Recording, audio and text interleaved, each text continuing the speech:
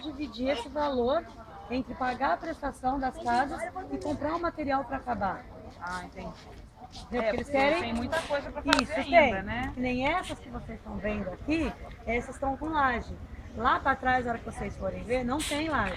E o preço varia, tá? Que você tinha falado, né? 49 a É de 52, né? 42 mil a 56 mil, preço mínimo do leilão. Uhum. Vai ser domingo às 9 horas da manhã. Deixa eu chegar a entrar em contato com a Câmara para saber desse leilão. Tentamos entrar em contato, né? Os vereadores que foi contra, como é a maioria, alguns estão arrependidos de ter assinado, só que agora não tem como eles voltar atrás. E ontem, na hora que começou tudo, a viatura da polícia e da guarda municipal veio, eu pedi uma autoridade que respondesse pela prefeitura. Por quê? O prefeito Sebastião Biasi não se encontra na cidade. Ele vem uma, duas vezes por semana quando vem. Aí pedimos uma pessoa responsável pela prefeitura. A resposta que nós obtivemos é que não tem ninguém responsável.